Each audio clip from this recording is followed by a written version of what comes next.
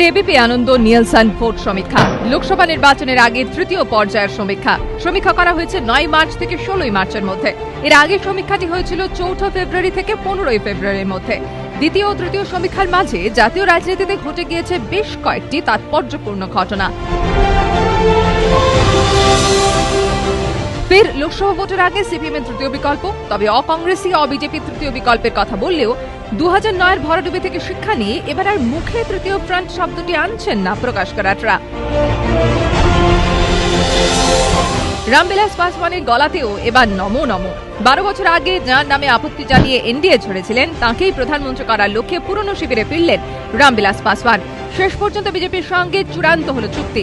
আসন্ন লোকসভা নির্বাচনে বিহারে নরেন্দ্র মোদীর বিজেপির সঙ্গে জোট বেঁধে লড়বে রামবিলাস পাসওয়ানের লোক জনশক্তি পার্টি। বিহারে 40টি আসনের মধ্যে 7টিতে লড়বে এলজেপি।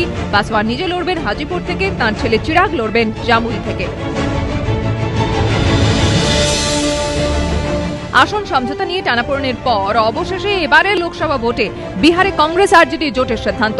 সূত্রের খবর, বিহারে 15টি আসন চেয়েছিল কংগ্রেস, কিন্তু তাতে আপত্তি ছিল আরজেডির প্রধান লালু প্রসাদ যাদবের। শেষমেশ কংগ্রেসকে 12টি এবং এনসিপিকে 1টি আসন ছাড়তে রাজি হন তিনি। 2009 সালেও জোট নিয়ে কথাবার্তা শুরু হলেও শেষমেশ আসন সমঝোতা নিয়ে ঐক্যমত্য না হওয়ায় একলাই লড়েছিল আরজেডি ও কংগ্রেস। আরজেডি জিতেছিল 4টি আসনে, কংগ্রেস 2টিতে। শুরুতেই প্রকাশ করারদের তৃতীয় বিকল্পের জোর ধাক্কা। যে জয়ললিতার সঙ্গে চেন্নাইয়ে গিয়ে দেখা করে জোট গড়েছিলেন প্রকাশ করার এবি বর্ধনরা, সেই জয়ললিতার সঙ্গে কয়েকদিনের মধ্যে তাঁদের বিচ্ছেদ হয়ে যায়। সূত্রের খবর, সিপিএম এবং সিপিআইকে তামিলনাড়ুতে 1টি করে আসন দিতে রাজি ছিলেন জয়ললিতা, কিন্তু তার চেয়ে বেশি আসন চাইছিল দু দলের রাজ্য নেতৃত্ব। শেষ পর্যন্ত আসন সমঝোতা না হওয়ায় ভেঙে যায় জোট।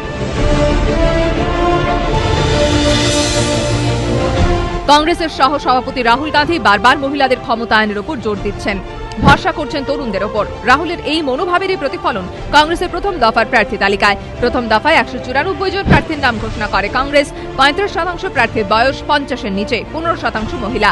রায়বরেলি থেকে লড়বেন সোনিয়া গান্ধী, রাহুল লড়বেন আমেঠি থেকে। প্রার্থী তালিকায় চমক ক্রিকেটার মোহাম্মদ ক্যাফ, তিনি লড়বেন উত্তরপ্রদেশের ফুলপুর কেন্দ্র থেকে। এই রাজ্যেরই জৌনপুর থেকে কংগ্রেস টিকিট দিয়েছে অভিনেতা রবি কিষণকে।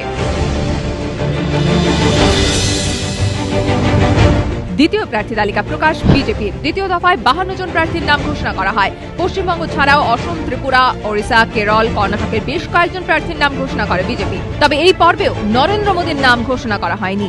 এই সব ঘটনার প্রভাব ভোট যন্ত্রে কতটা পড়ে তা জানা যাবে 16 মে। সেদিনই গণনা। এবিপি আনন্দ।